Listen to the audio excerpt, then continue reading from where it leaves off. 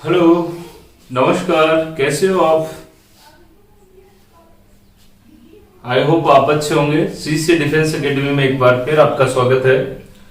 हम लोग CC defence academy के अंतर्गत इंडियन पॉलिटी में राष्ट्रपति हमारा टॉपिक चल रहा था और उस राष्ट्रपति के टॉपिक में हमने लगभग 5 पार्टों में राष्ट्रपति के जो प्रावधान है, कैसे राष्ट्रपति बनेगा, कहाँ उसका उल्लेख किया गया है, क्या क्या क्वालिफिकेशन है, ये सब हमने पढ़ लिया।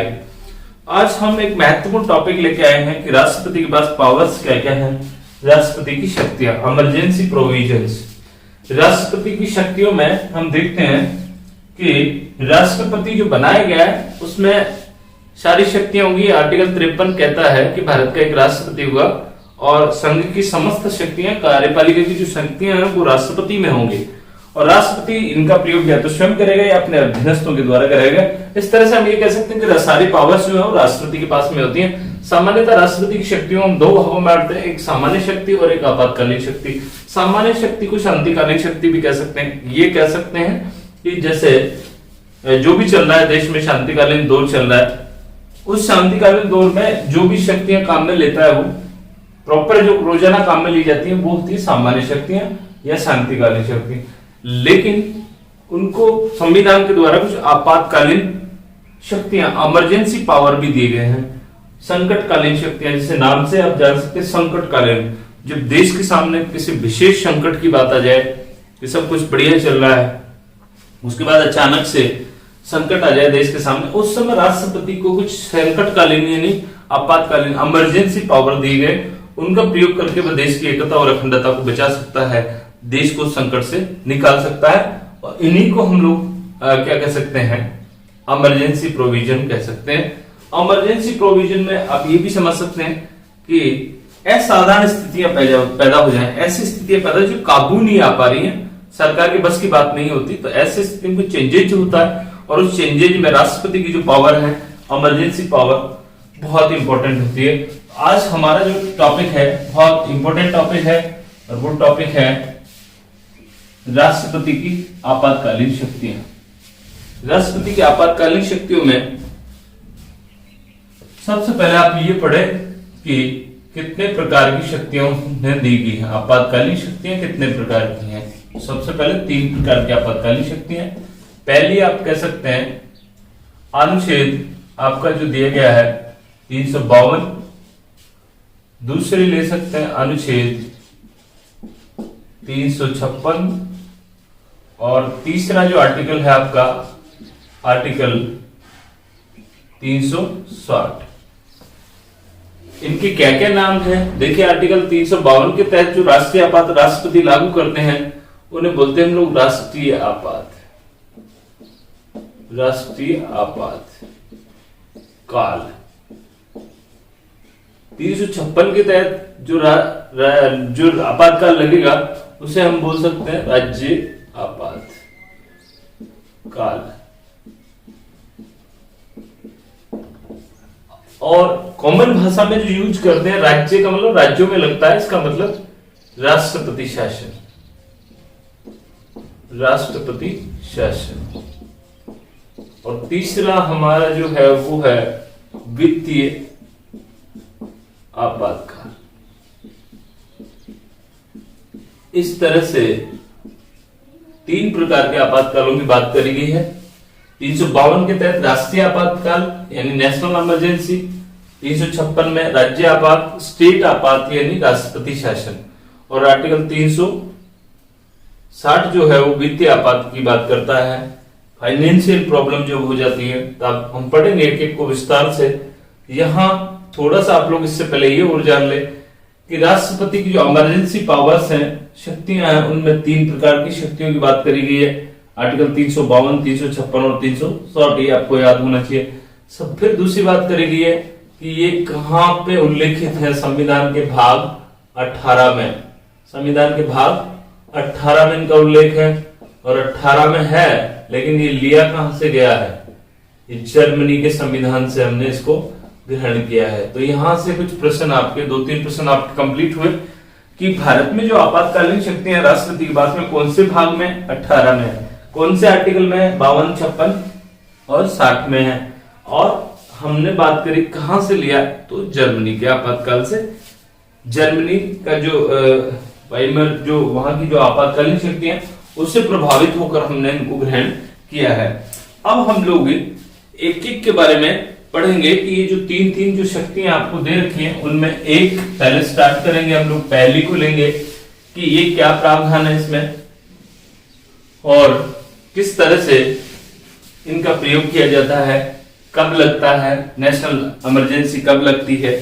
तो यहां हम सबसे पहले पढ़ने वाले हैं राष्ट्रीय आपातकाल 352। 352 कब लगेगा, आपको ये समझना है कब लगेगा, कब लगेगा। तो आज जो हम क्लास ले रहे हैं उस क्लास में हम ये पॉलिटी ये कहती है कि अगर आप घटनाक्रम को साथ जोड़ के पढ़ते हैं तो अच्छे से याद होता है। जैसे बच्चों की कई बार बात आती है कि सर इतने सारे आर्टिकल हो गए वो हमें कैसे याद होंगे, लेकिन आप देखिए जो भी घटनाएं अब हो रही हैं वो घटनाएं कहीं ना कहीं पॉलिटी से प्रभावित हैं, यानी जो सिस्टम चल रहा है वो राजव्यवस्था ही तो है। तो यहाँ हम ये बात करेंगे कि जो भी घटनाएं हैं उन घटनाओं का उल्लेख करते हुए, तो थोड़ी सी लंबी क्लास होगी लेकिन आपको मजा आएगा और उसमें आप लोग सीख पाएंगे कि कैसे कब कब आपातकाल लगा देश में, क्या कौन सी घटना घटी, उस समय प्रधानमंत्री कौन थे, राष्ट्रपति कौन थे, हम पूरी बात करने वाले हैं। तो यहाँ कब लगेगा, कब लगेगा क्या, आर्टिकल 352 का प्रयोग कब होता है, तो उसमें कंडीशन दी गई है, स्थितियां कितनी बताई गई है, 3 स्थितियां बताई गई हैं। स्थितियां कितनी है, 3 स्थितियां। 3 स्थितियां जब बनती हैं तब क्या लगेगा, आर्टिकल 352 के तहत राष्ट्रीय आपातकाल लगेगा। पहली स्थिति क्या बनती है, देखिए आप, पहली स्थिति हम लोग लेते हैं बाहरी आक्रमण, बाहरी आक्रमण। दूसरी स्थिति लेते हैं हम लोग युद्ध, युद्ध। और तीसरी स्थिति हम लेते हैं सशस्त्र, सशस्त्र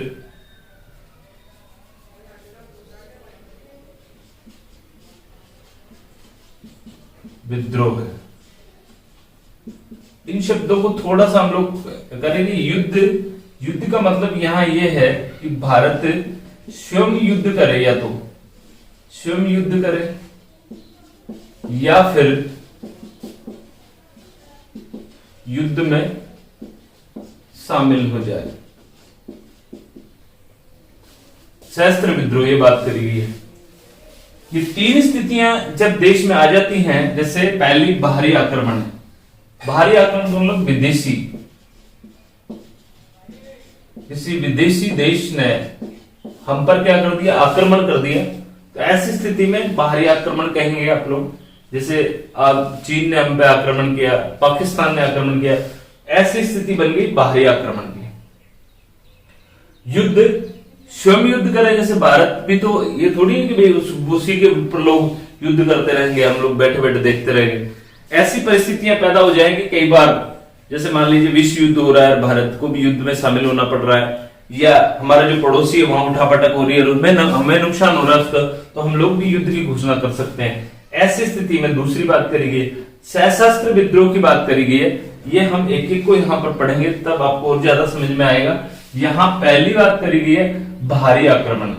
3 स्थितियां बनती हैं, बाहरी आक्रमण, युद्ध, सशस्त्र विद्रोह। संविधान में इस तरह का लिखा हुआ है, तो आपको ये 3 स्थितियां आर्टिकल 352 के तहत लेनी है।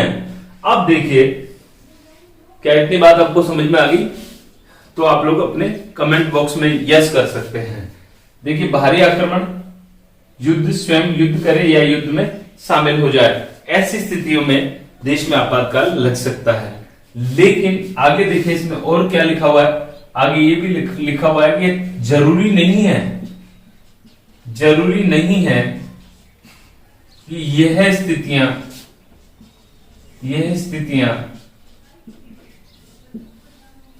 हुई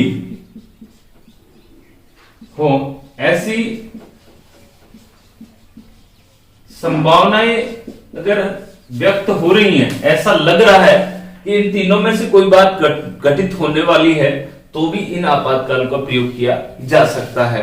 तो यहां एक स्थिति तो ये बनती, बाहरी आक्रमण हो रहा है, हो गया, लेकिन होने की संभावना में हम लोग क्या कर सकते हैं, आपातकाल की घोषणा कर सकते हैं। ये भी आपको ध्यान में रखना है। ये जरूरी नहीं कि स्थितियां बने ही उसके बाद हम लोग वेट करते रहें कि कब चाइना या पाकिस्तान हम पे आक्रमण करे और उसके बाद हम लड़ने के लिए देश में आपातकाल लगाएंगे और केंद्र सरकार मजबूत होकर उससे लड़ेगी। ऐसा नहीं है। जब हम भाप लेंगे, यानी ऐसी अगर संभावना ही है, उपयुक्त तीनों जैसी स्थितियां बनने की संभावना है, तब भी हम लोग क्या कर सकते हैं, आपातकाल की घोषणा कर सकते हैं। देखिए अब इसके बाद हम लोग देखें आगे का जो प्रावधान है कि कहां पर लगेगा। सबसे पहली बात इसमें एक बात ये भी ध्यान में रखनी है, ये कहां पर लगेगा। कहां पर लगेगा यानी संपूर्ण भारत में भी लग सकता है, संपूर्ण भारत में भी लग सकता है और किसी भारत के किसी एक क्षेत्र में भी लग सकता है। यानी आपातकाल का मतलब पूरे देश में, ये नेशनल इमरजेंसी है, लेकिन कई बार ऐसा भी किया गया है कि जैसे जिस क्षेत्र में ज्यादा प्रभावित हो रहा है पूरे देश को उसमें इन्वॉल्व नहीं करके हम किसी एक क्षेत्र विशेष में भी क्या कर सकते हैं, आर्टिकल 352 का प्रयोग करके नेशनल इमरजेंसी लागू कर सकते हैं। ये जो अमेंडमेंट था वो जोड़ा गया था 42वां संविधान संशोधन 1976 के द्वारा कि किसी एक क्षेत्र में भी इसको लागू किया जा सकता है। इसके अलावा हम देखें कि जो हमारा, ये आपको ध्यान में रखना है कि यहाँ पहले जो मूल संविधान था उसमें यह था कि भारत, संपूर्ण भारत में नेशनल इमरजेंसी लागू की जाएगी, लेकिन अब इसमें ये जोड़ दिया गया संपूर्ण भारत या भारत के किसी एक क्षेत्र में भी नेशनल इमरजेंसी को लागू किया जा सकता है। और ये जो अमेंडमेंट किया गया, संविधान संशोधन किया गया 42वां संविधान संशोधन 1976 के द्वारा किया गया। आगे देखिए अब तक कितनी बार लगा है, अब तक कितनी बार लगा है आर्टिकल 352 का प्रयोग अब तक देश में कितनी बार हुआ है। तो अभी तक अगर आप पॉलिटी के स्टूडेंट हैं तो आपको जानकारी होगी कितनी बार लगा है। तो अब तक भारत में जो आपका जो नेशनल इमरजेंसी है वो कितनी बार लगी है, 3 बार लगी है। कितनी बार लगी है, 3 बार। 3 शब्द ज्यादा आ रहा है, 3 स्थितियां बनती हैं, 3 बार लगा है। 3 बार कब कब लगा है, 3 बार लगा है, कब कब लगा, कब लगा। तो सबसे पहले आप लोग देखिए, हम बात करें पहली 1962 में कब लगा, 1962 में क्यों लगा। देखिए यहां पर हम पे आक्रमण हुआ, बाहरी आक्रमण। कारण क्या था, बाहरी आक्रमण। अब आप यूं याद करें कि 1962 में जो हमारे ऊपर जो हमने जो आपातकाल का प्रयोग किया उस समय बाहरी आक्रमण हुआ। बाहरी आक्रमण का मतलब विदेशी आक्रमण हुआ। और किसने किया, चीनी आक्रमण, चीनी आक्रमण। ठीक है जी। इसमें क्या था, इसके पीछे थोड़ी सी घटना आप लोग जानिए कि भारत के ऊपर पहला आक्रमण यानी स्वतंत्रता के बाद 1962 का था। 1962 में चाइना ने भारत पर अचानक से हमला कर दिया और भारत अपने आप को संभाल पाता। इससे हमारे जो अरुणाचल प्रदेश का जो क्षेत्र था उस समय उसे नेफा कहा जाता था, उस क्षेत्र को उसने अपने कब्जे में ले लिया। और कब्जे में भी कितना ले लिया, 38,000 वर्ग मील भूमि जो आज भी चाइना के पास में है और चाइना उस पर अपना कब्जा मानता है, अपने नक्शे में दिखाता है, जबकि वास्तव में वो भूमि जो थी वो हमारी थी। 1962 में हम लोगों के साथ में धोखा हुआ और उस धोखे का कारण क्या था कि उस समय जब हम कहते थे 1950 के दशक में हिंदी चीनी भाई भाई, यानी चाइना और भारत के बीच में गहरे संबंध थे। नेहरू और चाउ एन लाई जो वहां के प्रधानमंत्री थे चीन के, वो दोनों गहरे दोस्त थे। और ये कहा जाता था कि उस 50 के दशक में हिंदी चीनी भाई भाई जैसा नारा लगाया जाता था और हमारे जो सीमाएं थी उन सीमाओं के ऊपर इस तरह का कोई पैरा नहीं था और ऐसी संभावना नहीं थी दूर दूर तक कि कभी युद्ध भी होगा। लेकिन चीन हमेशा अवसरवादी है। जैसा कि आप जब बड़ी क्लास में आएंगे आपने पढ़ा भी होगा, एमए की जो हमारा टॉपिक है एमए में, उसमें चाइना की जो विदेश नीति है उसका पहला जो टॉपिक है वो ये है अवसरवादी चीन। अवसरवादिता है उसमें, उसने अवसर का फायदा उठा के और उसने भारत पर आक्रमण किया और 38,000 वर्ग मील भूमि को दबा लिया। उस समय जब भारी आक्रमण हुआ तो उस समय राष्ट्रपति जो थे उन्होंने 352 का प्रयोग करके भारत में पहली बार क्या लगाया, आपातकाल लगाया। पहला आपातकाल चीनी आक्रमण की वजह से 1962 में लगा और ये कब तक चला, 1962 से 1968 तक चला। देखिए यहां पर आपको ध्यान में रखना है, राष्ट्रपति घोषणा कर रहा है, इसका मतलब उस समय राष्ट्रपति कौन थे, डॉक्टर सर्वपल्ली राधाकृष्णन उस समय राष्ट्रपति थे। और उस समय देश के प्रधानमंत्री, मैंने अभी बताया आपको, पंडित जवाहरलाल नेहरू देश के प्रधानमंत्री थे। इस तरह से 1962 का युद्ध हम लोग हारे चाइना से और 352 का प्रयोग किया गया। दूसरी बात करते हैं, दूसरी बार कब लगा आर्टिकल 352, 1971 का भारत पाक युद्ध, भारत पाक युद्ध। पहला भारी आक्रमण, जैसे अपने 3 स्थितियों में भारी आक्रमण, युद्ध और सशस्त्र विद्रोह की बात करी। दूसरी बात करने वाले हम युद्ध की। 1971 में क्या हुआ था, थोड़ा सा हम लोग इसको जानेंगे। 1971 में देश की जो प्रधानमंत्री थी वो इंदिरा जी थी। और इंदिरा जी के समय में हुआ क्या था कि उस समय देश में 1962 में हमारे चीन ने हम पर आक्रमण किया, उसके बाद 1965 में पाकिस्तान ने हम पर आक्रमण किया। उस समय हमने आपातकाल दूसरा नहीं लगाया क्योंकि 1962 वाला ही जो आपातकाल था वो चल रहा था 1968 तक। तो 1965 में भी एक बीच में युद्ध हो चुका था, इसलिए हमारी अर्थव्यवस्था लगभग चौपट हो चुकी थी और देश में महंगाई बढ़ चुकी थी। खाद्यान्न तेल वगैरह खाद्यान्न वस्तुएं जो थी वो आसमान छू रही थी, मुद्रास्फीति बढ़ गई थी। और जो विपक्षी लोग जो थे वो जो क्या कर रहे थे, वो विपक्षी जो लोग थे, सॉरी 1971 आएगा, 1971 विपक्षी लोग कहीं ना कहीं हड़ताल करते रहते, तो रोज रेल हड़ताल हुआ, छात्र आंदोलन शुरू हो गया था। इस तरह से 1971 का जो भारत पाक युद्ध था, उस भारत पाक युद्ध के पीछे ये सारी घटनाएं तो थी, इसलिए भारत कुछ कमजोर हो गया। उस समय ये देखा गया पाकिस्तान के द्वारा कि भारत पर आक्रमण भी किया जाए तो कोई फर्क पड़ने वाला नहीं है क्योंकि वो भी इस समय कमजोर है। लेकिन इन सब चीजों के बीच में पाकिस्तान में घटनाक्रम होता है और उस घटनाक्रम को समझने के लिए आपको थोड़ा सा बैक जाना होगा। और बैक जाने के लिए आप लोगों को देखना होगा कि भारत का जो विभाजन हुआ था वो किस तरह से हुआ, उसकी क्या घटनाएं थी। तो सबको पता है आपको कि जो भारत का जो विभाजन हुआ वो धर्म के आधार पर हुआ था। भारत का जो विभाजन हुआ किसके आधार पर हुआ था, धर्म के आधार पर हुआ था। और भारत विभाजन के समय ये देखा गया कि जहां पे हिंदू अधिक है वो हिंदुस्तान है और जहां पर मुसलमान अधिक है वो पाकिस्तान है। लेकिन ऐसे कौन से क्षेत्र थे जहां हिंदू अधिक थे या मुसलमान अधिक थे? कुछ इलाके जरूर थे जहां पर बाहुल्य क्षेत्र थे इन लोगों के। तो इस तरह से जब विभाजन हुआ तो उस समय भारत पाक बना और भारत में से निकल के पाकिस्तान बना। यानी 14 अगस्त 1947 से पहले पाकिस्तान जो आज बात कर रहे हैं आप लोग, हमारे लिए सिर दर्द बना हुआ है, वो भारत का ही हिस्सा था। और 14 अगस्त 1947 को उसको हमने विभाजित कर दिया और इस तरह से ये हमारा जो नक्शा था उसमें ये भारत है। और अभी हमने बात करी कि इसका जो विभाजन हुआ था वो धर्म के आधार पर हुआ था। तो वहां पर ये देखा गया कि भारत के 2 हिस्से ऐसे थे जहां पर मुस्लिम बाहुल्य ज्यादा था। तो उन मुस्लिम जो लोग थे, मुसलमान जो लोग थे, वहां पर एक तो था पश्चिमी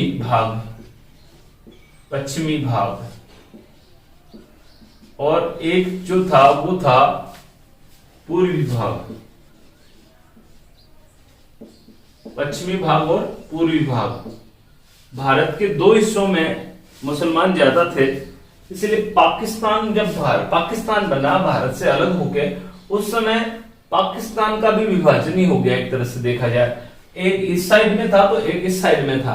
तो ये जो पश्चिमी भाग है, ये जैसे इस्लामाबाद वगैरह, ये आपका पश्चिमी भाग हो गया इधर, ये पश्चिम भाग है। और ये पूरी भाग जो था वो भी पाकिस्तान का ही भाग है। तो पाकिस्तान को सरकार यहां बैठती थी, उसको शासन करने के लिए पूरी भाग में भारत में से होकर जाना पड़ता था। पहली चीज तो ये हो गया कि ये जो प्रावधान था वो ही गलत हुआ, लेकिन धर्म के आधार पर हुआ, इसलिए ऐसा करा गया कि यहाँ मुसलमान रहेंगे, इसलिए इसको पाकिस्तान बना दिया जाए।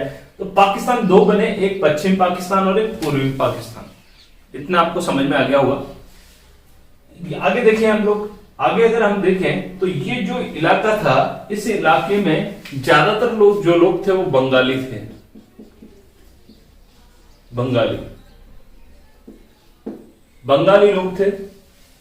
और इन बंगाली लोगों ने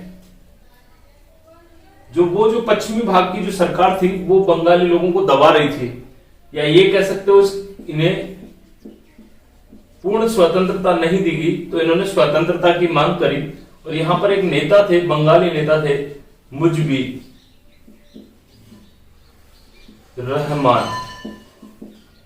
रहमान, और उन्होंने यहां पर एक आंदोलन शुरू कर दिया। अभी तक भारत में कुछ नहीं हो रहा, ये पाकिस्तान में हो रहा है। पाकिस्तान में मुजीबुर रहमान के नेतृत्व में बंगाली भाइयों ने क्या कर दिया, आंदोलन कर दिया और अधिक स्वतंत्रता की मांग करने लगे, अपने आप को स्वायत्तता की मांग करने लगे।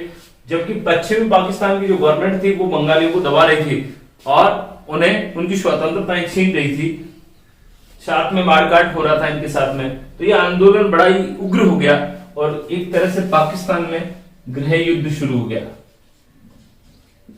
गृह युद्ध शुरू हो गया किसके बीच में, पूर्वी भाग के लोगों के बीच में और सरकार के बीच में। ये जो गृह युद्ध था, इस गृह युद्ध की वजह से जो बंगाली लोग थे, यहाँ जो रहने वाले लोग थे, यहाँ के जो लोग थे, वो लोग जब उनके साथ में मारकाट हुआ, उनको परेशान किया गया, तो वो कहां जाएंगे, पड़ोस में जाएंगे। तो पड़ोस में जाएंगे तो पड़ोस कौन, भारत। तो भाग भाग कर लोग कहां आने लगे, भारत में आने लगे। इन लोगों को चकमा शरणार्थी कहा गया, चकमा शरणार्थी। क्या कहा गया, चकमा शरणार्थी कहा गया। क्यों कहा गया, चकमा देके आया करते थे, जैसे ही मौका मिलता था भारत की सीमा में प्रवेश करके अपने आप को ये सोचते थे कि अब हम बच गए, क्योंकि वहां की सेना उनको मार रही थी। ये जो चकमा शरणार्थी थे वो इनकी संख्या दिनों दिन बढ़ती चली गई और भारत में ये कहते हैं कि भारत की सीमा पर टेंट लगा के, क्योंकि भारत हमेशा उदार रहा है, उस समय देश की जो प्रधानमंत्री थी वो इंदिरा जी थी, तो उन्होंने वहां टेंट लगाकर उन लोगों को बचाया मानवता के नाते, कि वो कहां जाएंगे, उन्हें मार रहे थे। और उसी समय पाकिस्तान सरकार से उन्होंने बात करी कि आप इन चकमा शरणार्थियों को रोकिए। तो पाकिस्तान ने उल्टा भारत को डांटा और ये कहा कि आपने हमारे अंदरूनी मामलों में हस्तक्षेप किया है और ये हमारा इंटरनल मामला है, आप हमारे इन बंगाली या पूर्वी भाग के लोगों को उकसा रहे हैं। ऐसी बात जब करी गई तो ऐसे कहते हैं कि भारत न चाहते हुए भी युद्ध में शामिल हुआ और 1971 का भारत पाक युद्ध शुरू हुआ। 1971 का जो भारत पाक युद्ध था 71 में जो शुरू हुआ, उस युद्ध में इंदिरा जी ने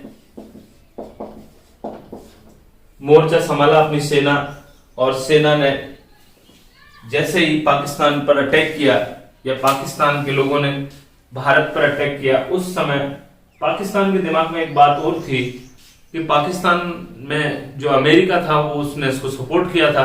ऐसे कहते हैं कि उसने इस तरह के टैंक दिए थे उसको, उसने कहा था कि अब आप भारत से नहीं हार सकते। 1965 का युद्ध वो हार चुके थे लाल बहादुर शास्त्री के टाइम पे।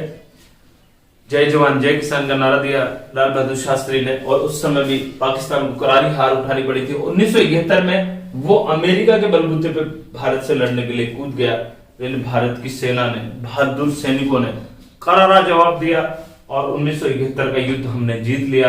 और इस युद्ध का परिणाम क्या निकला, देखिए बहुत बढ़िया परिणाम निकला इसका। आज तक का एक इतिहास है, उसमें पहला तो ये निकला कि पाकिस्तान की हार हुई, और पाकिस्तान की हार में भारत के जो थल सेना अध्यक्ष थे जनरल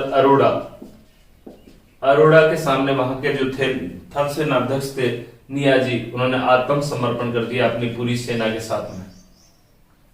दूसरी बात, हार स्वीकार कर ली। दूसरी बात क्या हुई कि भारत ने उसके बहुत सारे इलाके पर क्या कर लिया, कब्जा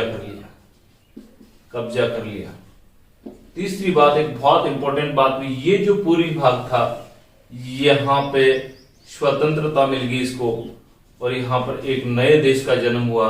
और इस नए देश का आजकल आप लोग अगर नक्शा देखते हैं तो आप लोग देखना यहाँ बांग्लादेश, एक नए देश का जन्म हुआ बांग्लादेश, और यहाँ पर बांग्लादेश बना दिया।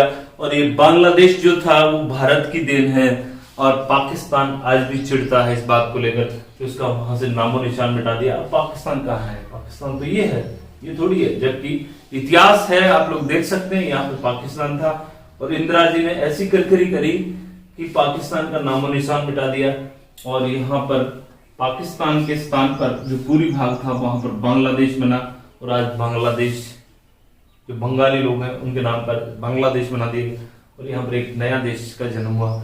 तो भारत से पाकिस्तान बना, पाकिस्तान से बांग्लादेश बना, इस तरह से ये भारत के टुकड़े हैं। तो ये 1971 में युद्ध हुआ, और उसके बाद हमने 71 में हमने क्या लगाया, आपातकाल लगाया, जो कि 1977 तक चला। 1971 का जो आपातकाल था वो 1977 तक चला। ये कहानी थी आपकी आपातकाल नंबर 2। ठीक है, अभी हम लोग इस क्लास में इतना ही।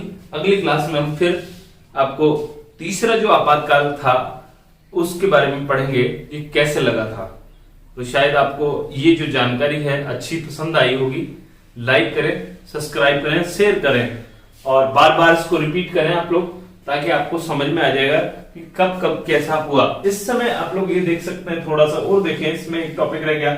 उस समय देश के प्रधानमंत्री तो कौन हो गए? सीधा सीधा आपको पता है, इंदिरा। और उस समय देश के राष्ट्रपति जो थे वो थे वीवी गिरी। ये भी आपको ध्यान रखना है, देश के प्रधानमंत्री। और इसीलिए इंदिरा को बांग्लादेश की मुक्तिदाता भी कहा जाता है, आयरन लेडी के नाम से भी जाना जाता है। और वहां बांग्लादेश में इंदिरा को पूजा भी गया था उस समय, क्योंकि इंदिरा ने यहाँ पे इसको पूरी भाग के लोगों को मुक्ति दिलाई पाकिस्तान के साथ में। इसीलिए इंदिरा जी और उस समय राष्ट्रपति जो थे वीवी गिरी थे। ठीक है, मिलते हैं कल अगली क्लास में तीसरे आपातकाल के साथ में। Thank you.